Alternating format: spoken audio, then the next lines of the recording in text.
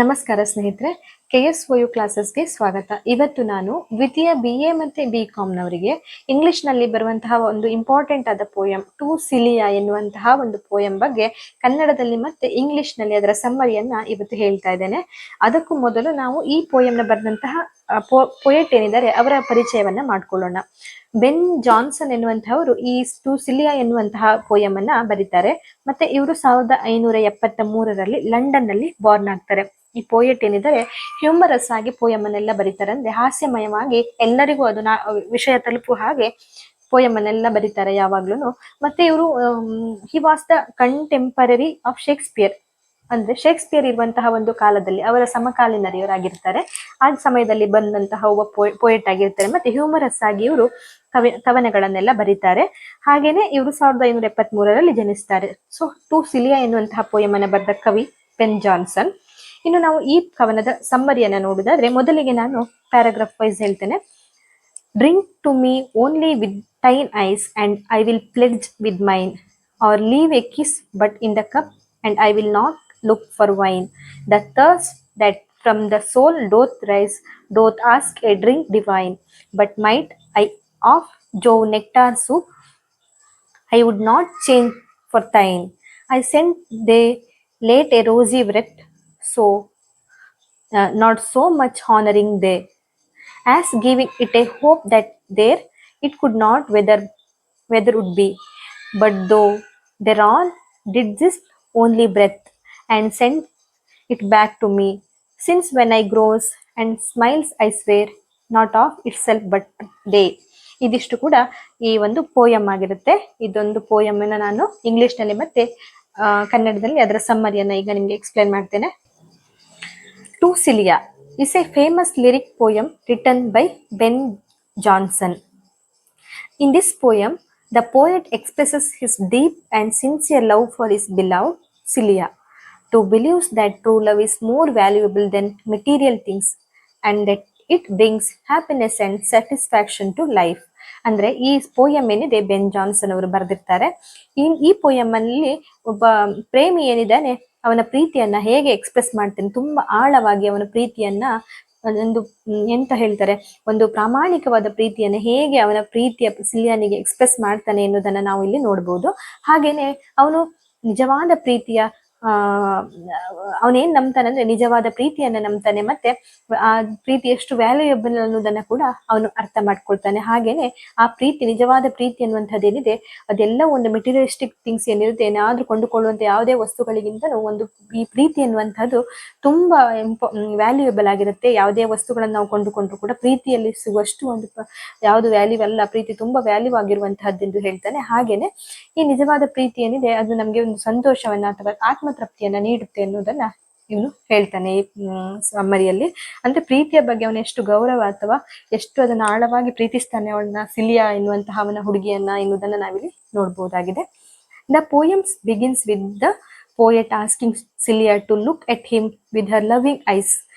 He says that even a loving glance from her is enough to make him happy. ಅಂದ್ರೆ ಈ ಪೋಯಮಿನ ಮೊದಲ ಸಾರಾಂಶ ಏನಾಗಿರುತ್ತೆ ಅಂದ್ರೆ, ಮೊದಲ ಲೈನ್ನ ಸಾರಾಂಶ, ಪ್ಯಾರಾಗ್ರಾಫ್ ನ ಸಾರಾಂಶ ಏನಾಗಿರುತ್ತೆ ಅಂದ್ರೆ, ಅವನ ಪ್ರೀತಿಯ ಸೆಲಿಯಾನಿಗೆ ಹೇಳ್ತಾನೆ, ನಿನ್ನ ಪ್ರೀತಿಯ ಕಣ್ಗಳಿಂದ ನನ್ನನ್ನ ನೋಡು, ನನ್ಗೆ ಆ ಪ್ರೀತಿಯ ಕಣ್ಗಳಿಂದ ನನ್ನ ಕಡೆ ಒಂದು ಬೀರುವಂತಹ ನೋಟ ಏನಿದೆ ನನಗಷ್ಟೇ ಸಾಕು, ನನ್ನನ್ನ ತುಂಬಾ ಸಂತೋಷವಾಗಿಡ್ಲಿಕ್ಕೆ ಎನ್ನುವುದನ್ನ ಅವನು ಹೇಳ್ತಾನೆ.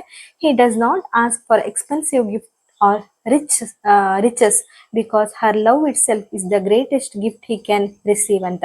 ಅಂದ್ರೆ ಅವನಿಗೆ ಯಾವುದೇ ಎಕ್ಸ್ಪೆನ್ಸಸ್ ಆದ ಗಿಫ್ಟ್ ಬೇಡ, ತುಂಬಾ ಕಾಸ್ಟ್ಲಿ ಆದ ಯಾವುದೇ ಒಂದು ಗಿಫ್ಟ್ ಆಗ್ಲಿ, ಎಂತಹ ರಿಚ್ ಒಂದು ಶ್ರೀಮಂತಿಕೆಯಿಂದ ಕೊಡುವಂತಹ ಯಾವುದೇ ಗಿಫ್ಟ್ ಕೂಡ ಅವನಿಗೆ ಬೇಡ. ಆದ್ರೆ ಅವಳು ಕೊಡುವಂತಹ ಪ್ರೀತಿ ಒಂದೇ ಅವನಿಗೆ ಅತಿ ದೊಡ್ಡ ಗಿಫ್ಟ್ ಆಗಿರುತ್ತೆ. ಅತಿ ದೊಡ್ಡ ಅವನಿಗೆ ಗಿಫ್ಟ್ ಆಗಿ ಅದನ್ನು ತಗೊಳ್ತಾನೆ ಎನ್ನುವುದನ್ನ ಈ ಒಂದು ಫಸ್ಟ್ ಪ್ಯಾರಾಗ್ರಾಫ್ ಅಲ್ಲಿ ನಾವು ನೋಡಬಹುದಾಗಿದೆ. ಇನ್ನು ಸೆಕೆಂಡ್ ಸ್ಟಾನ್ಸಾದಲ್ಲಿ ನೋಡುದಾದ್ರೆ, the poet then says that if Celia drink from a cup and gives it to him, he will treasure it because it has touched her lips even more than drink itself. ಅಂದ್ರೆ ಅವನು ಆಮೇಲೆ ಏನ್ ಹೇಳ್ತಾನೆ ಅಂದ್ರೆ, ಅವನ ಪ್ರೀತಿಯ ಸಿಲಿಯಾನಿಗೆ, ನೀನೊಂದು ಕಪ್ಪಲ್ಲಿ ಕಾಫಿ ಕುಡಿದು ಕಪ್ಪನ್ನ ನಂಗೆ ನೀನ್ ಕೊಟ್ರೆ ಸಾಕು, ಆ ಕಪ್ಪನ್ನ ಕೂಡ ನಾನು ನಿಧಿಯ ತರ ಕಾಪಾಡ್ಕೊಂಡಿಟ್ಕೊಳ್ತೇನೆ. ಯಾಕಂದ್ರೆ ಆ ಕಪ್ಪುಗಳಲ್ಲಿ ನಿನ್ನ ತುಟಿಯಿಂದ ಮುಟ್ಟಿದ್ಯಾ, ನಿನ್ನ ತುಟಿಗಳು ಅದಕ್ಕೆ ತಾಗಿವೆ, ಹಾಗಾಗಿ ಆ ಕಪ್ಪುಗಳು ನನಗೆ ಸಾಕು, ನಾನು ಅದನ್ನ ಒಂದು ಕಾಫಿ ಕುಡ್ದಷ್ಟೇ ನನಗೆ ಫೀಲ್ ಆಗುತ್ತೆ ಆ ಕಾಫಿ, ಆ ತುಟಿ, ಯಾಕಂದ್ರೆ ಅವಳ ತುಟಿಗಳು ಕುಡಿಯುವಾಗ ತುಟಿಗಳ ಕಪ್ಪಲ್ಲಿ ಒಂದು ಮಾರ್ಕನ್ನೇ ನೀಡಿರುತ್ತೆ. ಆ ಒಂದು ಅದೊಂದು ಇದೇ ಸಾಕು, ಅವನು ಕೂಡ ಒಂದು ಕುಡಿದಷ್ಟೇ ಅನುಭೂತಿ ಅವನಿಗೆ ಸಿಗುತ್ತೆ ಅನ್ನೋದನ್ನ ನಾವಿಲ್ಲಿ ನೋಡ್ಬೋದಾಗಿದೆ. He values her love affection, this shows that true love is more important than worldly pleasures ಅಂತ ನೋಡ್ಬೋದು. ಅಂದ್ರೆ ಅವನಿಗೆ ಎಷ್ಟು ಅವಳ ಮೇಲೆ ಪ್ರೀತಿ ಇದೆ, ಅವಳ ಪ್ರೀತಿಯನ್ನು ಅವನು ಎಷ್ಟು ವ್ಯಾಲ್ಯೂ ಮಾಡ್ತಾನೆ ಅಂತ ಇಲ್ಲಿ ನಾವು ನೋಡ್ಬೋದು. ಯಾಕಂದ್ರೆ ಅವಳು ಕುಡಿದಿರುವಂತ ಕಪ್ಪು ಮೇಲೆನೆ ಅವನಿಗೆ ಅಷ್ಟೊಂದು ಪ್ರೀತಿ ಇದೆ, ಆದ್ರೆ ಅವಳನ್ನು ಎಷ್ಟು ಅವನು ಪ್ರೀತಿಸ್ತಿರ್ಬೋದು ಅಂತ ಇಲ್ಲಿ ನಾವು ನೋಡ್ಬೋದಾಗಿದೆ. ಹಾಗಾಗಿ ಇವನು ಶೇಕ್ಸ್ಪಿಯರ್ ಸಮಕಾಲೀನನಾಗಿರುವಂತಹ ಒಂದು ಕವಿಯಾಗಿರ್ತಾನೆ. ಶೇಕ್ಸ್ಪಿಯರ್ ಹಾಗೇನೆ ಇವನು ಕವನಗಳನ್ನೆಲ್ಲ ಬರೀತಾನೆ ಅನ್ನೋದನ್ನ ನಾವಿಲ್ಲಿ ಅರ್ಥ ಮಾಡ್ಕೋಬಹುದು. ಇನ್ನು ಥರ್ಡ್ ಸ್ಟಾನ್ಸ್ ಅದರಲ್ಲಿ ಬರುವಂತಹ ನೆಕ್ಸ್ಟ್ ಲೈನ್ ಅನ್ನು ನೋಡುವುದಾದ್ರೆ, in the second part of the poem the poet sends Celia a wreath of roses. ಅಂದ್ರೆ ಅವನು ಅವಳಿಗೊಂದು ಸೆಕೆಂಡ್ ಸ್ಟಾನ್ಸದಲ್ಲಿ ನೋಡುವಂತಹ ಒಂದು ಅರ್ಥ ಏನ್ ಬರುತ್ತೆ ಅಂದ್ರೆ, ಅವನು ಅವಳಿಗೊಂದು ರೋಸ್ ಅನ್ನ ಕೊಟ್ಟಿರ್ತಾನೆ, ಸಿಂಬಲ್ ಆಫ್ ಹಿಸ್ ಲವ್, ಪ್ರೀತಿಯ ಒಂದು ಪ್ರತಿರೂಪವಾಗಿ ಅವಳಿಗೊಂದು ರೋಸ್ ಕೊಟ್ಟಿರ್ತಾನೆ. He hopes that become it has been touched by her. ಅಂದ್ರೆ ಆ ಹೂವನ್ನ ಅವಳು ಮುಟ್ಟಿರ್ತಾಳೆ, the flowers will never fade. ಅವಳು ಮುಟ್ಟಿರುವಂತಹ ಹೂ ಏನಿದೆ ಅದು ಯಾವತ್ತೂ ಕೂಡ ಹೋಗುದಿಲ್ಲ, ಬಾಡಿ ಹೋಗುದಿಲ್ಲ. When the worth returns to him it still remains fresh and fragrant. ಯಾಕಂದ್ರೆ ಆ ಹೂ ಅವಳು ಮುಟ್ಟಿರ್ತಾಳಲ್ವಾ, ಆ ಒಂದು ಮುಟ್ಟಿದ್ರಿಂದ ಆ ಹೂವಿಗೆ ಪರಿಮಳ ಕೂಡ ಇನ್ನೂ ಜಾಸ್ತಿ ಆಗಿದೆ.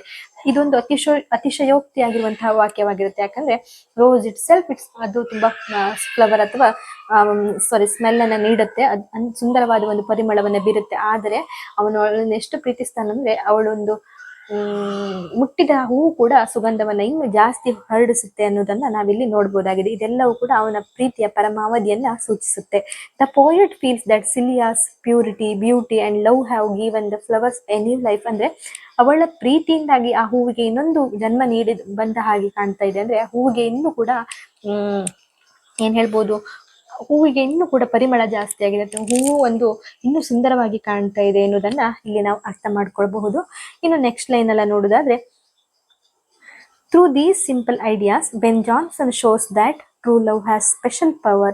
It makes ordinary things precious and beautiful. The poem is not only about romantic love but also about love based on respect, sincerity and emotional connection.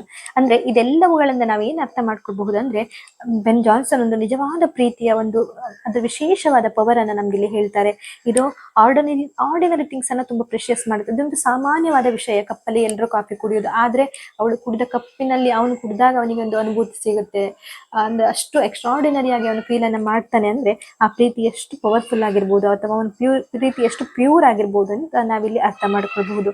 The poem is not only about romantic love, also about love based on respect, sincerity and emotional connection. ಪ್ರತಿ ಪ್ರೀತಿ ಎನ್ನುವಂತಹದ್ದು ಬರೀ romantic ಅಷ್ಟೇ ಆಗಿರಬಾರ್ದು, ಅದರಲ್ಲಿ respect ಇರಬೇಕು, ಭಾವನೆಗಳಿಗೆ ಪರಸ್ಪರ ಭಾವನೆಗಳನ್ನ ಗೌರವಿಸುವ ಹಾಗೆ ಇರಬೇಕು, ಅಥವಾ ಸಿನ್ಸಿಯರ್ ಆಗಿ ಪ್ರೀತಿ ಮಾಡಬೇಕು. ಹಾಗೇನೆ ಇಮೋಷನಲ್ ಆಗಿ ಮಾನಸಿಕವಾಗಿ ಒಬ್ಬರನ್ನೊಬ್ಬರು ಅರ್ಥ ಮಾಡ್ಕೊಂಡು ಒಬ್ಬರ ನೋವುಗಳಲ್ಲಿ ಒಬ್ಬರು ಸಮಾನರಾಗಿ ಆ ಪ್ರೀತಿಯಲ್ಲಿ ಹಂಚಿಕೊಳ್ಬೇಕು, ನೋವುಗಳನ್ನ ಮತ್ತೆ ಖುಷಿಗಳನ್ನ ಎರಡು ಕೂಡ. ಇದೆಲ್ಲವೂ ಕೂಡ ಅವರ ಏನು ಈ ಕವನಗಳಲ್ಲಿ ಅರ್ಥವಾಗ್ತದೆ. The way he loves Celia is more sincerely, ಅದು ಅವರೆಷ್ಟು ಪ್ರೀತಿಯನ್ನು ಅವಳ ಮೇಲೆ ಇಟ್ಟಿರ್ತಾರೆ ಎನ್ನುವುದನ್ನ ಈ ಟು ಸಿಲಿಯಾ ಎನ್ನುವಂತಹ ಪೋಯಮ್ ಅಲ್ಲಿ ನಾವು ನೋಡ್ಬೋದಾಗಿದೆ. ಸೊ ಸೆಂಟ್ರಲ್ ಐಡಿಯಾ ಅಂದ್ರೆ ಓವರಾಲ್ ಸಮ್ಮರಿಲಿ ಏನು ಮೀನಿಂಗ್ ಇರುತ್ತೆ ಅಂದ್ರೆ, ಸಾರಾಂಶವನ್ನ ಹೇಳುವುದಾದ್ರೆ, to Celia is that true love is pure, sincere and more valuable than material wealth.